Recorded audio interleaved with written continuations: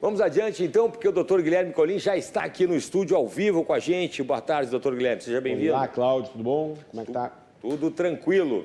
Doutor Colim, hoje a gente vai falar sobre incapacidade civil absoluta. Incapacidade civil também relativa. Isso.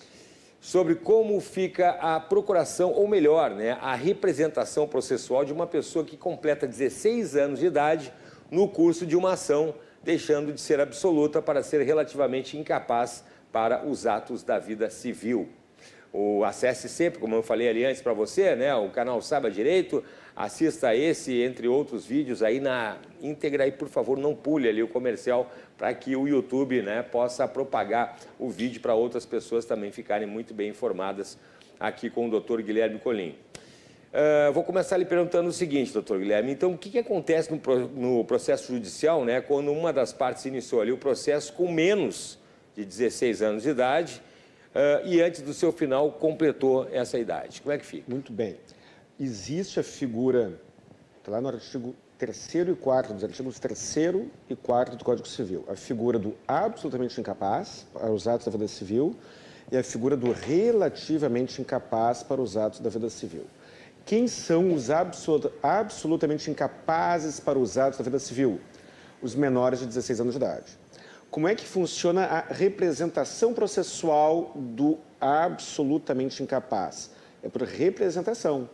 Então, o adolescente com menos, criança ou adolescente com menos de 16 anos, absolutamente incapaz, pode processar alguém. Plano de saúde, um ótimo exemplo, acontece, eu tenho algumas ações de menores de 16 anos de idade, processando o plano de saúde, por exemplo. No plano de saúde, nada. Em qualquer ação judicial, o menor de 16 anos será representado, anote aí, representado pelo seu pai ou pela sua mãe ou pelo seu curador, caso ele seja interditado.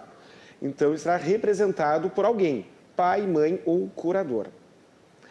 Quando ele completa 16 anos de idade, e aí é claro que no caso da interdição não se aplica, né? Quando ele não for interditado e completar 16 anos de idade, ele deixou de ser absolutamente incapaz e passou a ser relativamente incapaz. E como é que funciona a representação do relativamente incapaz? Ele é assistido. Na representação, quem assina é o representante. Então, você tem um filho de menos de 16 anos de idade e vai processar o plano de saúde, ou uma ação de alimentos, ou uma ação de revisão de alimentos, uma ação de execução de alimentos, ou uma ação qualquer, ou contestar talvez uma ação, qualquer coisa. Seu filho tem menos de 16 anos de idade. Você contratará o advogado de sua confiança, você escolherá ele sozinho e você assinará sozinho a procuração. No instrumento de procuração terá apenas a sua assinatura. Mas digamos que o seu filho não tenha menos de 16 anos. Digamos que ele tenha mais 16, pode ser um dia, né? Ele fez 16 anos de idade, completou 16 anos de idade, mas não tenha completado 18. Ele é relativamente incapaz. E aí, nesse caso, não se trata de representação, se trata de assistência. Quem outorga a procuração, quem contrata o advogado, quem escolhe o advogado, ou quem pelo menos deve concordar com aquela escolha, é a parte, ou seja, o próprio autor ou réu da ação, o próprio adolescente. E o pai ou a mãe apenas assinará na condição de assistente. Então, a procuração do relativamente incapaz tem duas assinaturas, a dele próprio e a de algum assistente, ou pai ou mãe. No absolutamente incapaz, terá apenas a assinatura do representante. O que acontece, Cláudio, quando um adolescente ajuiza uma ação de alimentos, ação de execução de alimentos, ação contra o plano de saúde, ação contra a escola, ação de dano moral porque foi atropelado na rua? Quando ele ajuiza uma ação tendo menos de 16 anos de idade, o seu pai ou a sua mãe o representam. Quando ele faz 16 anos, aquela procuração perde a sua validade. E aí o advogado deverá tomar o cuidado de providenciar uma atualização, uma procuração nova, em que o adolescente, já relativamente incapaz, ele terá de assinar aquela procuração e ser assistido ou pelo pai, ou pela mãe, ou pelo curador, se for o caso. E quando não houver esta assistência, nós teremos um problema, talvez uma nulidade, nós teremos alguns problemas que me parece que as próximas perguntas esmiuçarão melhor. Mas, a princípio, a grosso modo, é isso. E, doutor Guilherme, qual é a diferença entre assistência e representação? Na assistência, quem escolhe o advogado é o assistido. Na representação, quem escolhe o advogado é o representante. Cláudio, vamos imaginar que tu tenha 2 filhos. Tu tenha um filho de 16 anos de idade e menos de 18, e tenha um outro filho com menos de 16 anos de idade. E aí acontece alguma coisa, os 2 são atropelados. Os 2 estão num ônibus e se envolvem num acidente de trânsito na condição de passageiro do ônibus. Os 2 vão processar o plano de saúde. E aí tu vais contratar um advogado, e aí eles entrarão com uma ação judicial. O teu filho com menos de 16 anos de idade será representado. Tu vais assinar a procuração e tu vais escolher o advogado dele. O representado não tem vontade. Que termo pesado, né? Pois é, né? Não tem vontade, é cruel falar isso. Pois é, porque ele tem, né? Ele tem vontade, mas não reconhecido em juízo. O relativamente incapaz tem. Então vamos imaginar, Cláudio. Os teus 2 filhos vão processar o plano de saúde. Tá. E um deles, aí tu resolve me contratar para ser o advogado. Tá. Porque tu gosta de mim. Muito. Perfeito. Tá. Aí eu vai lá, tu assina uma procuração. Pro menor. Pro menor. Pro mais novo. Fulano de tal lá, vou colocar o nome lá, representado pelo pai Cláudio de Andrade. Tá. Outorgado, meu nome, poderes, tudo normal. E somente tu vais assinar. Mas o teu filho mais velho, digamos que ele não goste de mim, como muita gente não gosta. Aliás, eu acho que tem mais gente que não gosta do que gosta de mim. Mas isso, meia dúzia de algumas mulheres. Isso é um outro assunto. Aí o teu filho não gosta de mim por alguma razão qualquer, não confia em mim. Ou talvez não é que ele não gosta de mim, ele gosta mais, ele confia mais em outro profissional. Ele está no direito dele. Ele, o teu filho mais velho, que tem mais de 16, menos de 18, tem o direito de ele escolher o advogado. Tu pode até sugerir. Sim. Mas ele tem que escolher o advogado. Sim. Ele vai assinar a procuração e tu, Cláudio, vais assinar como assistente. A função do assistente é impedir que o assistido seja enganado, que ele faça algo que ele não tenha bem compreendido. Essa é a função do assistente. Entendi. A função do representante é fazer o trabalho completo. É escolher o profissional, inclusive se responsabilizar pelo que aquele profissional fizer ou deixar de fazer. Existe a culpa em elegendo. Então, olha só, Cláudio, tu contrata a mim como advogado do teu filho mais novo. Tá.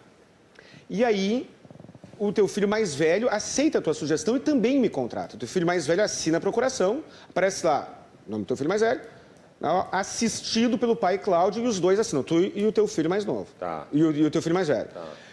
Aí, eu, durante o processo, me comporto mal. Eu, como advogado, começo a fazer petições que vão contra os interesses deles. Eu me vendo para a parte contrária. Tá. Vamos imaginar. Tá. Eu começo a agir de maneira contrária aos interesses, eu começo a agir de maneira negligente ou de má fé. O teu filho mais velho, ele escolheu o advogado. Ou até aceitou a escolha, mas oficialmente foi ele que escolheu. Ele poderá me processar pelo meu mau comportamento e por tudo mais. O teu filho mais novo não me escolheu como advogado. E eu, no meu exemplo, eu pratiquei patrocínio infiel. E fiz petições, apresentei petições, sabendo que era contrário aos interesses dele. O teu filho mais novo, que foi representado por ti, poderá se voltar contra mim, mas também poderá se voltar contra ti, caso ele saiba ou comprove que tu, na condição de representante dele, me escolheu. Entendi. E eu me comportei mal com a tua anuência ou com a tua conivência. Entendi. Então, o representante do absolutamente incapaz, quando for conivente com o mau comportamento do advogado, ele é responsável. O assistente, ele é só o fiscal. O assistente não é responsável pelo mau comportamento, quando conivente, pelo mau comportamento do advogado. Porque o assistido praticou o ato de outorga da procuração, mas o representado não. O representado estava à mercê da vontade do representante. E se o representado for vítima de patrocínio infiel, por exemplo, por parte do advogado, e ficar evidenciado a conivência por parte do seu representante, ele, representado, um dia tem uma coisa que, se ele não morrer antes, em algum momento da vida ele vai completar os 16 anos de idade. E 2 anos depois ele completa os 18. Ele, representado, poderá pedir uma reparação de danos para o advogado ou para o representante, que foi conivente, ou para ambos. Então, isso não é uma mera formalidade e muitos advogados não se dão conta que esse assunto é muito mais sério, tem muito mais implicações do que, num primeiro momento, né, precipitadamente as pessoas imaginam. E, doutor Guilherme, isso vale para qualquer ação judicial, né? Qualquer ação judicial. Então, vamos usar aquele exemplo ali do plano de saúde, tá? Meu filho, menor de 16 anos, entrou com uma ação contra um plano de saúde lá por falta da cobertura e tal. No meio do processo, ele completa os 16 anos. Aí o advogado não tem que rever a procuração, não tem com risco de perder e de ser anulada daí? Ser anulada. Ótima pergunta, Cláudia. Senhora, quando a parte estiver de acordo, quando não houver oposição, todos os tribunais, ou quase todos os tribunais, tratam isso como mera formalidade. Então, vamos lá. Você vai processar o plano de saúde. Seu filho tem 15 anos de idade. Isso. Teve uma negativa de cobertura. Vai processar o plano de saúde. Ele completou 16 anos e a procuração não foi atualizada. E o processo vai seguindo e o advogado segue peticionando. Aparece lá na procuração fulano de tal, representado pelo pai ou representado pela mãe, e ele vai peticionando, o advogado vai peticionando, o processo vai rolando, e aí ele já tem 16, de repente já passou dos 18, está com a mesma procuração. Quando a parte interessada, que é o representado anteriormente, que é o cliente do advogado, que é o autor da ação, quando ele concordar com o que for feito, é muito difícil que aqueles atos sejam anulados. Porque existe na questão da nulidade, quando é que se declara uma nulidade? Quando ela gerar algum prejuízo. Então, se o adolescente ajuizou uma ação contra o plano de saúde representado pelo pai, completou 16 anos e a ação prossegue, e ele, adolescente, permanece concordando com aquilo e não falou nada, nem se deu conta, dificilmente haverá algum problema. Se isso fosse um concurso público, talvez a resposta não fosse essa, mas na prática é assim que funciona. Mas vamos imaginar o contrário. Vamos imaginar que o adolescente ajuizou uma ação contra o plano de saúde contratando o advogado A. E aí ele completou 16 anos de idade e ele tinha lá, por vontade dele, confiança dele, por alguma razão dele, o interesse de contratar o advogado B. É muito importante que esse adolescente seja respeitado na sua vontade e ele, adolescente, que era absolutamente incapaz lá atrás e que contratou o advogado B, aí então com a assistência dele, aí sim haverá essa troca, ou deverá haver esta troca. Mas caso o adolescente silencie e concorde com o processo da maneira como está, isso é considerado uma mera formalidade, uma mera irregularidade que poderá ser suprida a qualquer tempo. Mas, reitero, eu sou redundante, eu sou chato. Mas é para entender. Para fixar. Isso é quando o adolescente, o relativamente incapaz, concordar com os atos praticados. Quando ele achar que está tudo ok. Caso contrário, a vontade dele deverá preponderar. Tá, então vamos lá, doutor Guilherme. Vamos imaginar, então, uma ação de alimentos, né, ou execução de alimentos, tá? A maioria das vezes o adolescente está morando com a mãe. Sim. Aí ela vai lá e pede uma revisão, ou uma execução. Uma revisão, uma ação de alimentos, ou ação... de alimentos, isso. Ela vai fazer uma petição em nome do filho. Exatamente. Em nome do filho. A procuração em nome do filho. A procuração em nome do filho, tá? E aí, vai estar representando o filho.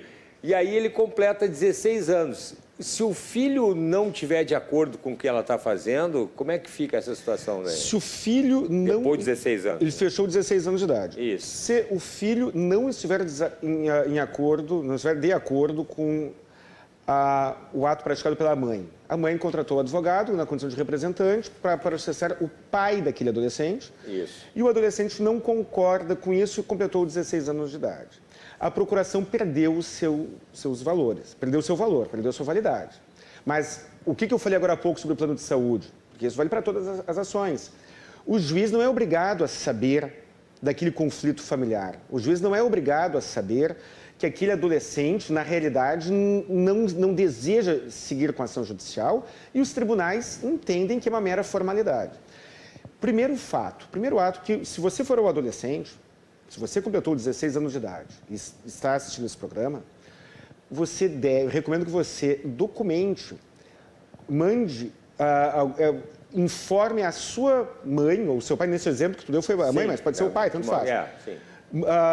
Informe a sua mãe, de preferência por escrito, isso vale até por e-mail ou WhatsApp, que você não concorda com aquela representação.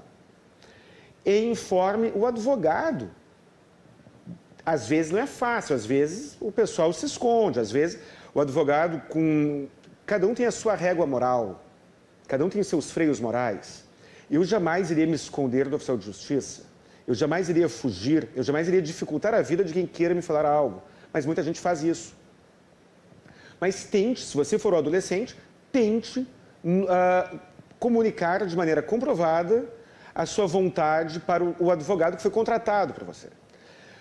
Por uma questão de segurança, e aí eu estou falando de redundância, a procuração perdeu a validade quando você completou 16 anos de idade. Mas não custa fazer uma notificação de revogação de poderes. Tecnicamente, isso não seria necessário, isso é uma redundância, porque como é que eu vou revogar uma procuração que é inválida? Mas, como o nosso judiciário não prima pela segurança jurídica, não custa tomar este cuidado. Aí, depois, ao completar os 16 anos de idade, o relativamente incapaz terá direito de contratar o advogado que ele bem quiser, mas o advogado que ele bem quiser mesmo. E terá de ser assistido por alguém. E essa assistência deverá ser feita ou pelo seu pai ou pela sua mãe. A cultura brasileira, infelizmente, ela não tem, de maneira tão arraigada, os valores da honra, da lealdade, da honestidade, como tem, por exemplo, a cultura japonesa. Dentro da cultura japonesa, se um adolescente disser para o pai: eu quero que tu assine essa procuração aqui como assistente, porque eu quero te processar. Vamos imaginar uma situação grave, qualquer que seja. Dentro da cultura japonesa, aquele pai ou aquela mãe dirá: não, beleza, tu quer me processar? Perfeito, eu vou assinar a procuração para o advogado que tu escolheu, para que tu possa me processar e a gente decide isso em juízo. Na cultura brasileira isso não é tão comum, mas as regras legais permitem isso. Então, o adolescente poderá pedir para o seu pai ou para a sua mãe prestar-lhe assistência para que ele, adolescente, processe o próprio pai ou a própria mãe, ou discuta com o próprio pai ou com a própria mãe dentro daquele processo, com o advogado que ele, adolescente, contratou. E a função do do assistente não é o de interferir na relação advogado-cliente. Advogado, o profissional escolhido pelo filho, cliente, o próprio adolescente. O adulto não é, o pai ou a mãe não são clientes, ele é assistente. E a função dele não é interferir, é fiscalizar para ver se aquele advogado está escolhido pelo filho, não o está enganando, por exemplo, se o filho sabe o que está fazendo, esse tipo de coisa. E aí, então, na ação de execução de alimentos, na ação de revisão de alimentos, Cláudio, que é a tua pergunta, o filho está processando o pai desde os 15 anos de idade. Completou 16 anos e ele não concorda com aquela ação judicial.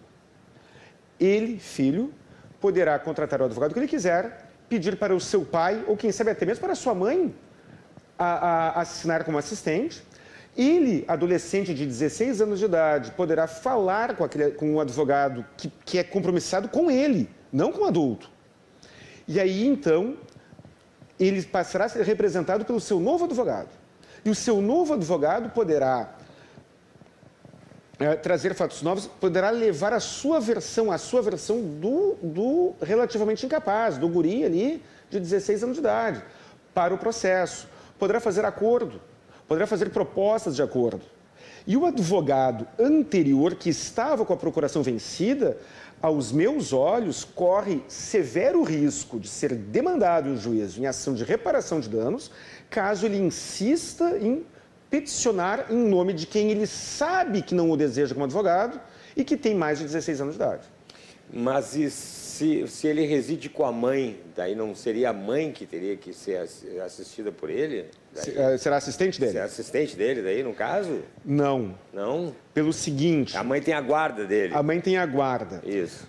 Guarda e poder parental não são a mesma coisa. A guarda define quem, na casa de quem aquela criança ou aquele adolescente residirá. Define quem será o responsável financeiro pela escola, se for o caso, ou quem praticará os atos de gestão patrimonial daquela criança ou daquele adolescente. Isso é a guarda. A representação ou a assistência envolve poder parental. E o genitor que não tem a guarda não perdeu o poder parental. Vamos imaginar o seguinte, Cláudio. Um adolescente de 16 anos de idade sofre violência doméstica, apanha do pai.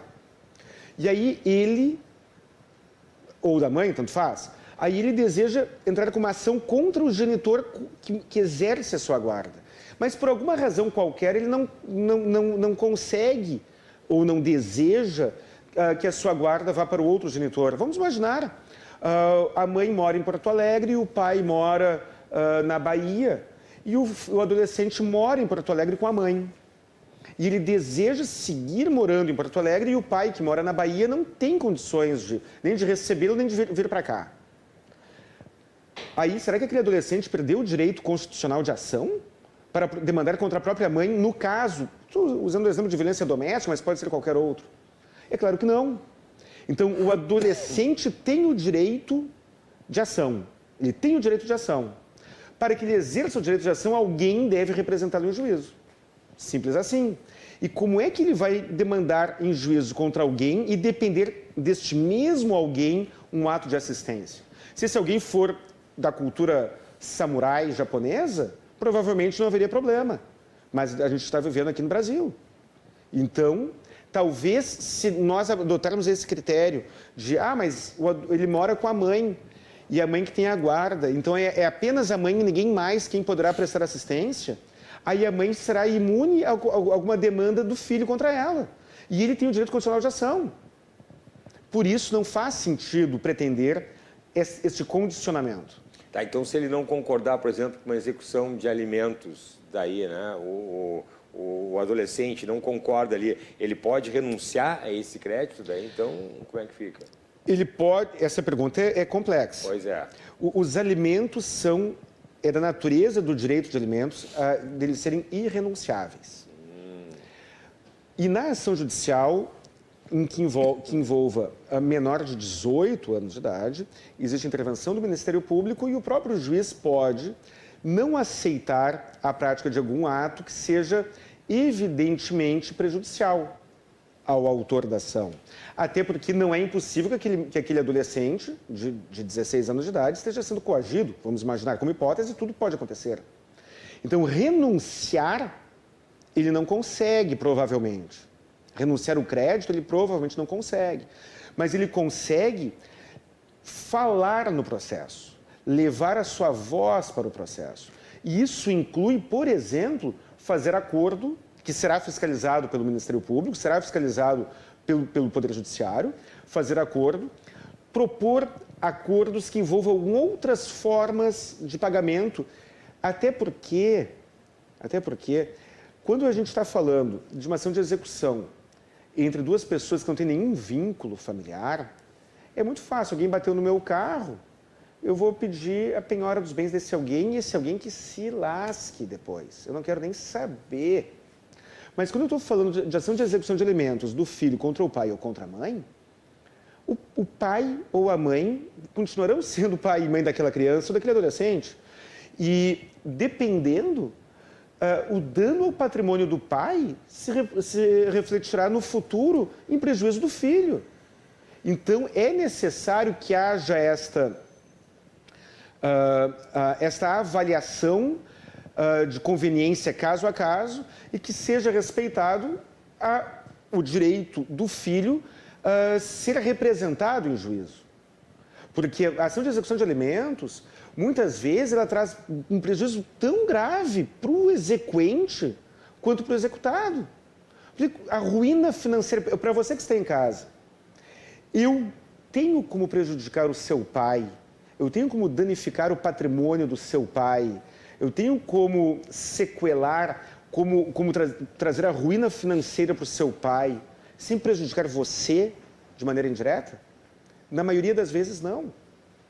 E aí eu vejo com muita tristeza a insensibilidade do Poder Judiciário e eu vejo com muito mais tristeza, tenho vontade de chorar, com os freios morais defeituosos de muitos advogados, em especial na área de família.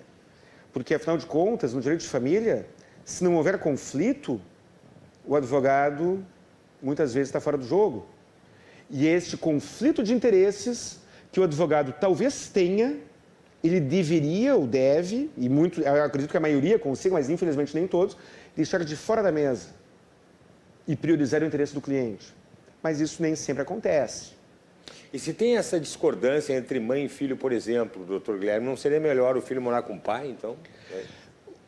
Eu acredito que, na maioria das vezes, quando há uma discordância nesse nível, seria melhor, sim, o filho morar com o pai, mas a vida é muito dinâmica. Como eu falei, a história do cara que mora na Bahia e tem o filho em Porto Alegre e o filho mora com a mãe em Porto Alegre. Isso pode ser um entrave. Muitas vezes o filho deseja morar com a mãe, mas nem por isso deseja ser escravo da mãe. Nem por isso ela tem o direito de controlar tudo. O filho cresce para você, mãe, que está nos assistindo, ou pai também, né? Para você, pai e mãe que estão me assistindo aqui. Pessoal, o filho vai crescer, ele vai abandonar o ninho. E um dia, você, pai, e você, mãe, perderá o comando, perderá a autoridade que tem hoje perante seu filho. E um dia ele terá direito a tomar decisões que você não concorda. Então, se o filho mora com a mãe e deseja continuar morando com a mãe, ou não consegue sair da casa da mãe, isso não afasta dele o direito de ação. E o poder parental do pai é preservado, a menos que tenha sido cassado o poder parental do pai, isso pode acontecer. Sim. Mas, salvo essa hipótese, não muda nada. Não muda absolutamente nada. Doutor Guilherme Colli, nosso tempo está quase se esgotando, mas eu quero continuar, viu? Porque tem mais assuntos aqui para a gente conversar, né? Só para a gente, para lhe perguntar uma última questão, que é interessante. A ação de execução de alimentos está tramitando, tá bom? A adolescente completa 16 anos antes do pagamento ser efetuado. O pai pode pagar essa pensão diretamente a partir daí para o filho? Se o filho estiver com na guarda da mãe, isso é muito perigoso, porque cabe à mãe a gestão do dinheiro do filho. E aí o que eu recomendo, caso chegue neste ponto, sim, caso chegue nesse estágio em que o filho deseja receber, muitas vezes, nem sempre a mãe, ou o adulto, ou o pai, nem sempre o adulto faz uma boa gestão do dinheiro do filho. Nem sempre acontece isso. Primeira coisa. Segunda coisa, às vezes a ação de execução envolve períodos pretéritos. Às vezes não, sempre envolve, estou falando bobagem, sempre envolve períodos pretéritos. Mas às vezes nesses períodos pretéritos, ele deixou de consumir o que deveria ter consumido. Então vamos imaginar, a pensão alimentícia foi fixada levando em conta colégio particular, plano de saúde, não sei mais o que. Aí o pai parou de pagar a pensão. E aí o filho saiu do colégio particular e foi para o público, porque estava sem a pensão. Deixou de ter o plano de saúde, foi para o SUS, porque estava sem a pensão. Aí o tempo vai passando, passam lá 2, 3 anos, não interessa quanto. Se o pai pagar aquele valor em atraso tudo uma tacada só, o filho não vai entrar numa máquina do tempo e voltar para trás para então consumir os alimentos, colégio particular e plano de saúde, durante o período de inadimplência. Aí, então vai fazer o que com aquele dinheiro? Ah, mas isso aí é a mãe que vai gerir. Sim, a mãe vai gerir, talvez ela tenha uma ótima gestão e talvez não. E quando acontece do filho não querer, não concordar com a representação e com o advogado que a mãe contratou, normalmente é porque a relação de confiança mãe e filho foi danificada. E aí, neste caso, a gente tem um problemão. Porque se o pai pagar aquela pensão dos valores em atraso, depositando em juízo, aquele valor será liberado para a mãe. Será liberado em nome do filho, mas quem fará a gestão é a mãe. E nem sempre essa gestão é bem feita. O filho poderá, efetivamente, entrar com uma ação de exigir contas. Ele, adolescente, eu tenho ação de exigir contas de adolescente contra a mãe. O filho poderá fazer isso. Mas isso não garante a preservação dos seus interesses. Então, Cláudia, o conselho que eu dou não é nada bonitinho. Não é nada cheiroso. Não é nada legal, nada. Mas o conselho que dou é, quando possível, tentar postergar o pagamento da pensão alimentícia em atraso para alguma data após o 18º aniversário do filho. Porque aí sim, quando o filho completar 18 anos, ele será plenamente capaz para os atos da vida civil. E aí sim, o valor da pensão em atraso poderá ser paga para ele, já com 18 anos de idade. E se você em casa estiver pensando, pois é, mas acontece que a mãe gastou aquele dinheiro, digamos que a mãe tenha gasto o dinheiro, então a pensão em atraso, a pensão dos pagamentos, terá um efeito retroativo para reembolsá-la do que ela gastou. Muito bem, esse assunto já foi discutido. Pesquisei jurisprudência do STJ, do Tribunal de Justiça do Rio Grande do Sul e do Tribunal de Justiça de São Paulo. E eu fiquei encantado com uma dessas decisões que enfrentou expressamente essa hipótese, dizendo: o detentor do crédito é o alimentando, é o adolescente que completou 18 anos ou que completou 16 anos, é ele o credor. A mãe poderá se entender por bem, por sua conta e risco, ajuizar ela uma ação de reparação de danos. Mas usar o nome do filho para, em nome de um reembolso, pegar o dinheiro que é dele, contra a vontade dele, segundo a jurisprudência do Rio Grande do Sul, eu não pesquisei do Brasil inteiro, mas do Rio Grande do Sul, São Paulo e STJ, o credor é o titular da pensão alimentícia, o filho. E era isso. Tá bom, não, que não é um conselho muito agradável ali, né? Eu acho mais agradável esse conselho do que o adolescente de 16, 17 anos de idade ver o seu pai depositando em juízo uma pensão em atraso que talvez não se reverta em favor dele. Sim, tem isso. Doutor Guilherme, vamos continuar a semana que vem, por favor, nesse assunto. Nosso tempo está esgotado. Vou lhe pedir os contatos, então, para o pessoal que quiser saber mais informações enquanto isso. Contatos. WhatsApp 51 99985 7991. Telefone fixo 51 32 28 12 19. Instagram, colim.guilherme, meu Instagram pessoal. Lá tem fotos minhas passeando, fotos dos meus filhos e algum material de direito também. CRJ Advogados no Instagram e no Facebook. Doutor Guilherme, e saiba direito, por favor, canal Saiba Direito. Hoje tem vídeo novo, né? Não tem porque o da semana passada atrasou, né? Então tá bom, mas não tem problema. Tem muito material lá. 500 e poucos vídeos. Olha aí, que o pessoal olhar então o canal Saiba Direito do Dr. Guilherme Colim, pedindo a gentileza sempre de assistir até o final ali, né? Pro YouTube divulgar o canal. Muito obrigado, doutor Guilherme. Semana que vem a gente continua falando sobre o assunto que tem mais dúvidas, tá bom? Perfeito, muito obrigado. Valeu, obrigado.